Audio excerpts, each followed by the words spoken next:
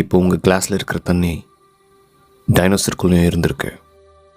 உண்மையிலே டீரெக்ஸ் டைனோசருக்குள்ளலாம் இல்லை. அது எப்படின்னா, நீர் இந்த பூமியை விட்டு போகவே போகாது. நம்ம அதை உருவாக்குறதில்ல, ஜஸ்ட் நகர்த்தி வைக்கிறோம். கடலிருந்து மேகத்துக்கும், மேகத்திலிருந்து நம்மளோட ரத்தத்துக்கும், ரத்தத்திலிருந்து டாய்லெட்டுக்கு கூட. அதுக்கும் தான். ஸோ நீங்கள் குடிக்கிற தண்ணி எல்லாத்துலேயுமே இருந்திருக்கு.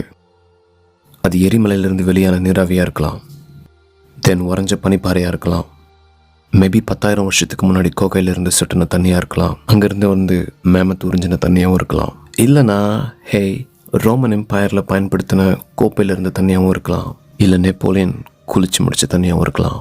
எப்படி இருந்தாலும் அது நம்மளை சுற்றி தான் இருந்திருக்கு. இன்னும் ஆச்சரியமான விஷயம் என்னென்னா, இந்த பூமியில் இருக்கிற எல்லா நீர்த்துளியும் சயின்டிஸ்ட் சொல்கிற த க்ளோஸ்டு சிஸ்டம் என்ற முறையில் தான் அடங்கும். அதுக்கு அர்த்தம் என்னென்னா, இந்த பூமியில் இருக்கிற ஒரே தண்ணீரை தான் நம்ம திரும்ப திரும்ப பில்லியன்ஸ் வருஷமாக குடிச்சிட்ருக்கோம்.